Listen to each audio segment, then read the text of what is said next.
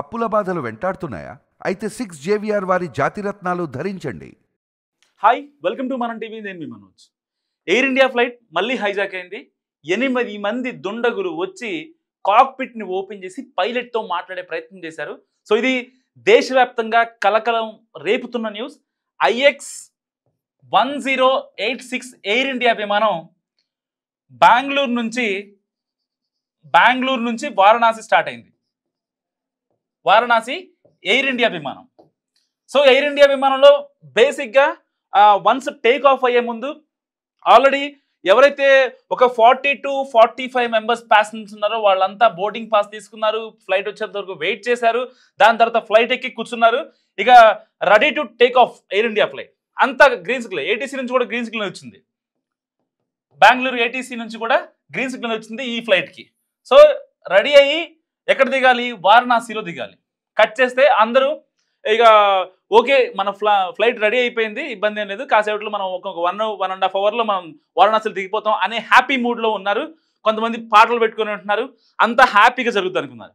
కానీ కట్ చేస్తే ఫ్లైట్ గాల్లోకి ఎగిరిన 15 నిమిషాలకి 8 మంది దుండగులు లేచారు. అక్కడ క్యాబిన్ క్రూ పట్టించుకోకుండా, క్యాబిన్ క్రూ ఎంత చెప్తున్నా వినిపించుకోకుండా వాళ్ళంతా క్యాబిన్ ఏదైతే కాక్పిట్ వ్యూ ఉంటుంది కదా, వీళ్ళు పైలట్లు ఉంటారు కదా, ఆ పైలట్ వ్యూ దగ్గరికి వెళ్ళి ఏదైతే మనకి ఇప్పుడు నార్మల్గా ఫ్లైట్ ఎక్కిన తర్వాత రైట్ సైడ్ తిరుగుతాం, ఇది ప్యాసింజర్లు అయితే అక్కడ క్యాబిన్ క్రూ దండం పెట్టి లోపలికి వెళ్ళండి అని చెప్తారు. సో ఆ క్యాబిన్ క్రూ లెఫ్ట్ సైడ్ అయితే కాక్పిట్ వ్యూకి వెళ్ళడానికి ఉంటుందో, ఈ క్యాబిన్కి అక్కడ ఈ కాక్పిట్కి మధ్యలో ఒక పాస్ కోడ్ ఉంటుంది అనమాట. అది ఓపెన్ అవ్వాలి అంటే ఇక్కడ ఒక పాస్ కోడ్ ఎంటర్ చేయాలి.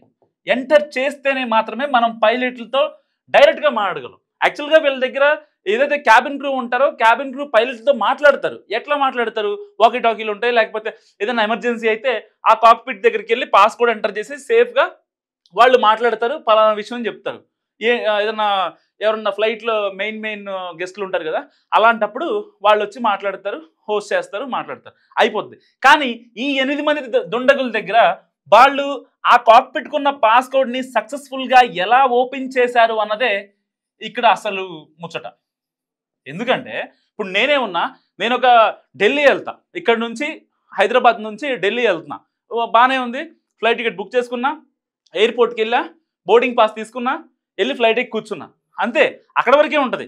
కానీ నాకు ఇక్కడ కాక్పిట్కి వ్యూకి ఉన్న పాస్ కోడ్ యాక్సెస్ నా దగ్గర ఉండదు కదా, మరి వాళ్ళకి ఎలా వచ్చింది అన్నదే ఇక్కడ $1 మిలియన్ క్వశ్చన్. అప్పట్లో వై కట్టప్ప కిల్డ్ బాహుబలి 2013లో బాహుబలి 1 రిలీజ్ అయిన తర్వాత దాదాపు ఒక 3-4 ఇయర్స్ దానికి ఒక మెంటల్ పిచ్చెక్కిపోయిన జనాలకి, ఎందుకు కట్టప్పని బాహుబలి చంపాడు అన్నది. ఇప్పుడు అది ఎంత పవర్ఫుల్ అప్పట్లో, ఇప్పుడు మళ్ళీ అసలు వాళ్ళకి ఆ పాస్ కోడ్ ఎలా తెలిసింది అన్నదే మ్యాటర్. సో చిన్న ప్రయత్నం చేద్దాం మనం. బేసిక్గా వాళ్ళకి ఇప్పుడు టెర్రరిస్ట్ యాక్టివిటీ అని చెప్పడానికి, ఇది టెర్రరిస్ట్ యాక్టివిటీని అని చెప్పడానికి చాలా ఉంటాయి. సో ఇది టెర్రరిస్ట్ యాక్టివిటీయా కాదా అన్నది మరి కాసేపట్లో పోలీసులు నిర్ధారిస్తున్నారు.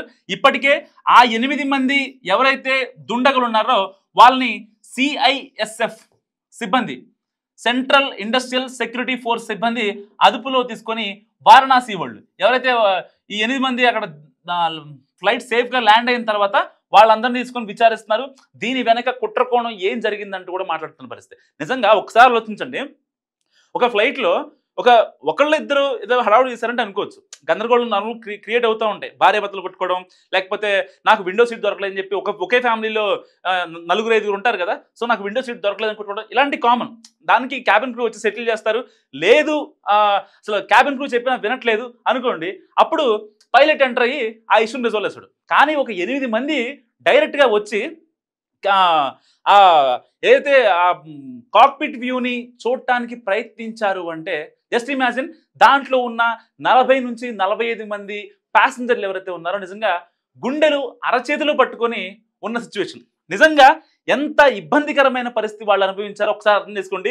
ఎందుకంటే మా ప్రాణాలు గాల్లోనే పోతాయి అనే ఒక భావన వాళ్ళు నెలకొంది. వాళ్ళు కిందకి దిగిన తర్వాత చెప్తున్న మాట ఒకటే, అసలు 8 మంది అలాంటి వాళ్ళు ఎందుకు ఫ్లైట్ ఎక్కారు, ఎందుకు కాక్పిట్ వ్యూ పాస్ కోడ్ ని వాళ్ళు తీశారు. ఎందుకంటే అక్కడ ఉన్న ఎప్పుడైతే వాళ్ళు కాక్పిట్ వ్యూ యొక్క పాస్ కోడ్ ని సక్సెస్ఫుల్ గా ఎంటర్ చేసిన తర్వాత ఆ అనుమానం వచ్చిన ప్యాసింజర్లు ఎవరైతే ఉన్నారో వాళ్ళంతా వాష్రూమ్ అని చెప్పి లేచి, అప్పటికే క్యాబిన్ క్రూ చెప్తుంది వాళ్ళందరూ కూర్చోమని చెప్పి. సో కూర్చోట్ల వాళ్ళు ఎట్టి పరిస్థితుల్లో అసలు ఏం జరుగుతుందనే భయం. ఎందుకంటే గాల్లో ఉన్నాం, దాదాపు గాల్లో ఉన్నాం, గాల్లో ప్రాణాలు, గాల్లో పోతే పరిస్థితి ఏంటని చెప్పి వాళ్ళంతా బిక్కుమంటూ ఉన్న పరిస్థితి. సో అలాంటి నేపథ్యంలో ఎప్పుడైతే ఆ క్యాబిన్ క్రూతో టచ్లోకి వెళ్ళిన తర్వాత వాళ్ళు చెప్పారు ఇది ఫ్లైట్ హైజాక్ అయ్యేలా ఉందని. యాక్చువల్గా క్యాబిన్ క్రూ దగ్గర డేటా ఉన్నప్పటికీ చాలా వాళ్ళ ప్యాసింజర్లకి క్యాబిన్ క్రూ మధ్య వాగ్వాదం జరిగింది. దాని తర్వాతే క్యాబిన్ క్రూ చెప్పిన పరిస్థితి. సో క్యాబిన్ క్రూ కూడా తెలియదు పాపం, ఎందుకంటే వాళ్ళు అసలు నిజంగా హైజాక్ చేస్తున్నారా లేకపోతే పైలట్తో మాట్లాడుతున్నారా. ఏమైనా పైలట్తో మాట్లాడాలంటే క్యాబిన్ క్రూ చెప్పాలి, అక్కడ నుంచి ఇన్ఫర్మేషన్ వెళ్తుంది. కానీ మాకు చెప్పకుండా డైరెక్ట్గా ఆయనతో మాట్లాడే ప్రయత్నం చేశారంటూ కూడా వాళ్ళు మాట్లాడుతున్న పరిస్థితి. నిజంగా ఇప్పుడు అసలు చాలా అంటే ఓన్లీ పర్టికులర్గా ఎయిర్ ఇండియానే ఎందుకు టార్గెట్ అవుతుంది అనేది ఇక్కడ $1 మిలియన్ క్వశ్చన్.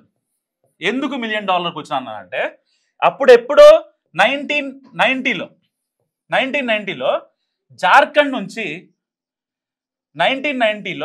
జార్ఖండ్ నుంచి ఢిల్లీ వెళ్తున్న flight first time air India flight hijack అయింది. సో దాని తర్వాత చెదురుమదురు ఘటనలు జరిగాయి. రీసెంట్గా మన ఈ 2025లో అహ్మదాబాద్ ఘటన అయితే నిజంగా అసలు చాలా సాడెస్ట్. ప్రపంచ దేశాలు ఒక్కసారిగా ఉలిక్కిపడ్డాయి. అప్పటి నుంచి సెక్యూరిటీ పరంగా చాలా ఇష్యూస్ ఎదుర్కొంటున్నాయి. చాలా ఫ్లైట్స్ కూడా వన్స్ టేక్ ఆఫ్ అయ్యే ముందు ఎట్టి పరిస్థితుల్లో 1-2 సార్లు సెక్యూరిటీ చెక్ జరిగిన తర్వాతే ఏటీసీ నుంచి దగ్గర నుంచి వాళ్ళకి అప్రూవల్ వస్తుంది. ఇంకా ఈ ఫ్లైట్ ఏదైతే చిన్న టెక్నికల్ ఇష్యూస్ ఎవరైతే సాల్వ్ చేస్తారో వాళ్ళ దగ్గర నుంచి కూడా అప్రూవల్ 1-2 సార్లు చెక్ చేసుకున్న తర్వాతే ఫ్లైట్ టేక్ ఆఫ్ అవుతుంది. సో రీసెంట్గా జరిగిన ఎయిర్ ఇండియా ఘటనలు తీసుకోండి. హైదరాబాద్ నుంచి రేణిగుంట, హైదరాబాద్ టు రేణిగుంట గాల్లో వచ్చిన సమస్య. గాల్లో వస్తే దాదాపు రేణిగుంట ఎయిర్పోర్ట్ చుట్టూ గంట పాటు గిర్రా రౌండ్లు కొట్టి రేణిగుంట ఎయిర్పోర్ట్లో ల్యాండ్ అయింది. పొరపాటున కనుక అక్కడ పైలట్ చాకచక్యంగా ప్రవర్తించకపోతే నిజం చెప్తున్నా వాళ్ళందరూ ప్రాణాలతో మిగిలిండేవాళ్ళు కదా, ఏ ఒక్కళ్ళు కూడా. సో కనీసం మాంసపు ముద్ద కూడా దొరికేది కదా వాళ్ళది. అంత ఇబ్బందికరమైన చావును చూసేవాళ్ళు. అండ్ ఇంకోటి రీసెంట్గా Vizag to Vijayawada IndiGo flight. So వాళ్ళంతా చాలా ఇబ్బంది పడ్డారు. సో అంటే ఫ్రీక్వెంట్గా ఘటన జరుగుతున్నప్పటికీ ఇది నిజంగా అంటే ఎవరన్నా కావాలని చేస్తుంది. నిజంగా టెక్నికల్ సమస్య అయితే అది ఎయిర్ ఇండియా కావచ్చు, ఇండియా కావచ్చు, ఇక్కడ అఫీషియల్ సంబంధించిన సమస్య. కానీ ఆన్ ఎయిర్లో ఉన్నప్పుడు ఎవరన్నా ఇలాంటి దుండగులు ప్రయత్నించేటప్పుడు సో వాళ్ళకి పర్టికులర్గా మనమే ఫిల్టర్ చేయాల్సి ఉంది. ఇది కేంద్ర ప్రభుత్వం ఆధీనంలో ఉంది, ఎవరో చేయాల్సిన అవసరం లేదు. సో ఎన్ని హైజాక్ల గురించి మాట్లాడుకున్నాం మనం. ఫస్ట్ థింగ్ అయితే కొంచెం అది పర్టికులర్గా డొమెస్టిక్ వాటిలో జరుగుతున్నాయి. సో పర్టికులర్గా డొమెస్టిక్ ఎయిర్లైన్స్ గురించి తీసుకోండి. ఈ డొమెస్టిక్ ఎయిర్లైన్స్లో రీసెంట్గా ఎయిర్ ఇండియా అహ్మదాబాద్ ఫ్లైట్ పక్కన పెట్టేసేయండి, అది డొమెస్టిక్ కాదు, ఇంటర్నేషనల్ ఫ్లైట్. ఓకే, ఎందుకంటే అది యాక్సిడెంట్ కేసు. కానీ ఇక్కడ హైజాక్ కేసు గురించి మాట్లాడుతున్నా. డొమెస్టిక్ ఎయిర్లైన్స్లో ఎక్కడైతే మనం బోర్డింగ్ పాస్ తీసుకుంటామో, boarding pass while we are taking boarding pass కేంద్ర ప్రభుత్వం పక్కకు చెక్ చేయాలి. ఎందుకు చెక్ చేయాలి? బోర్డింగ్ పాస్ తీసుకునే వ్యక్తి వాడికి ఆల్రెడీ ఆధార్ లింక్ ఇచ్చిండు, ఆధార్ నెంబర్ అప్డేట్ చేస్తానే కదా మనం ఫ్లైట్ టికెట్ బుక్ చేసుకునేది. సో ఆధార్ టికెట్ వన్స్ మనం ఎవరైతే ప్యాసింజర్ కన్ఫర్మ్ చేస్తాడో అప్పుడు అట్లీస్ట్ ఆ ఆధార్ మీద ఎనీ ఎఫ్ఐఆర్స్ ఆర్ సంథింగ్ ఏమైనా క్రిమినల్ కేసెస్ ఉన్నాయా, పీడీ యాక్ట్లు ఉన్నాయా, అవి మస్ట్గా చెక్ చేయాల్సిన పరిస్థితి. అవి చెక్ చేస్తే అవి చెక్ చేస్తున్నామన్న ఒక ధైర్యం సామాన్యులకి ఇస్తే ఇలాంటి వాళ్ళు ఎక్కరు. ఈ 8 దుండగులు ఫ్లైట్ గాల్లో ఉండగా గందరగోళం క్రియేట్ చేశారు, లేదంటే చాలా ఇబ్బంది పెట్టారు. కాక్పిట్ని యాక్సెస్ చేసే వాళ్ళకి యాక్సెస్ ఎవరిచ్చారు? కాక్పిట్ పాస్ కోడ్ తెరిచే యాక్సెస్ ఎవరిచ్చారు? ఎవరి హెల్ప్ లేకుండా నిజంగా వాళ్ళు లోపలికి వెళ్ళారా?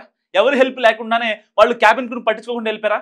సో ఇన్ని ప్రాబ్లమ్స్, ఇన్ని క్వశ్చన్ మార్క్స్ వెంటాడుతున్నాయి ఒక్క బెంగళూరు టు వారణాసి ఏదైతే ఫ్లైట్ ఇన్సిడెంట్ ఉందో దాని గురించి. సో కొన్ని మనం సార్ట్ అవుట్ చేసుకునే ప్రయత్నం చేద్దాం. సో చాలా కేసెస్లో ఎవరైతే పైలట్స్ ఉంటారో, చాలా కేసెస్, ఒకటి కాదు చాలా కేసెస్, ఏదైతే నేను చెప్పాను 1919లో జరిగిన ఫస్ట్ హైజాక్ ఎయిర్ ఇండియాది, అది అసలు దేశం మర్చిపోలేని ఘటన. నిజం చెప్తున్నా, దేశం మర్చిపోలేని. జార్ఖండ్ నుంచి ఢిల్లీ వచ్చే ఫ్లైట్లో ఉగ్రవాదులు ఫ్లైట్ని హైజాక్ చేశారు.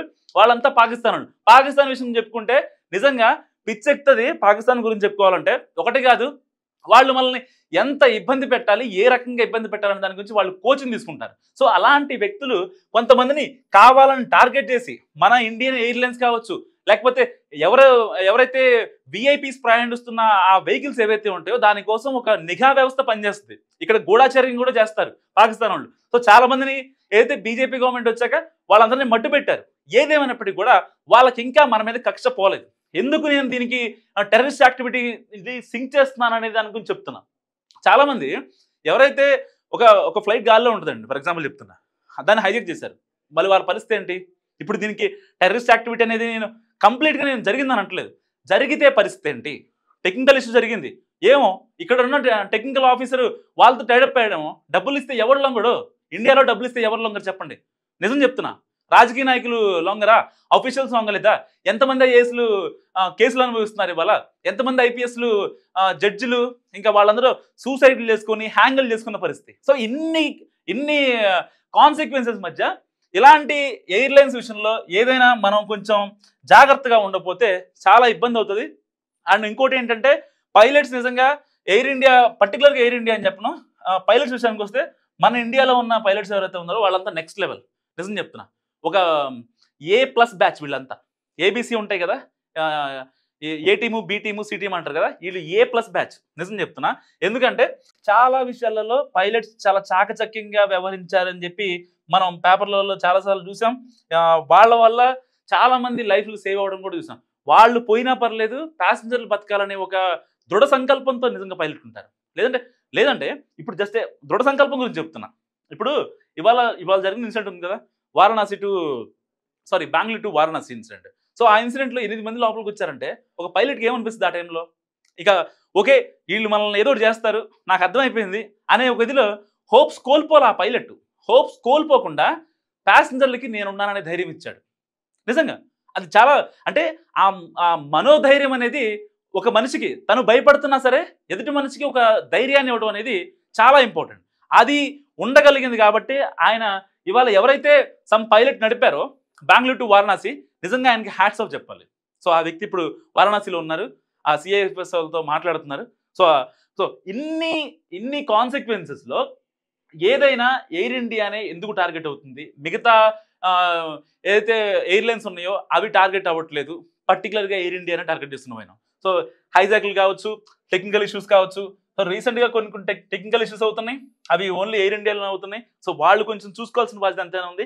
కానీ ఇలాంటి దుండగులు డొమెస్టిక్ ఎయిర్లైన్స్లో ఎక్కువగా ఉంటున్నారు కాబట్టి వాళ్ళు ఎట్టి పరిస్థితుల్లో కేంద్ర ప్రభుత్వం కొంచెం చొరవ తీసుకొని దానికి తగ్గట్టుగా, అంటే లైక్ సెక్యూరిటీ చెక్ కావచ్చు, ఎప్పుడైతే ఆధార్ కార్డ్ ఎంటర్ చేసిన వాళ్ళ మీద కేసులు కావచ్చు, ఇలాంటివి కొంచెం స్ట్రిక్ట్గా అమలు చేయడం వల్ల వాళ్ళు ఫిల్టర్ అయ్యే ఛాన్స్ ఉంది. సో మరి ఈ హైజాక్ వెనుక కుట్రకోణం ఉందా? Is there any conspiracy or నార్మల్గా జరిగిందా? మీరేమనుకుంటున్నారో? ఎందుకని అడుగుతున్నానంటే వాళ్ళు పాస్ కోడ్ ఓపెన్ చేశారు కాబట్టి మిమ్మల్ని అడుగుతున్నాం. మస్ట్గా కామెంట్ చేయండి మీ అభిప్రాయం ఏంటి. చూస్తూనే ఉండండి మనం టీవీ.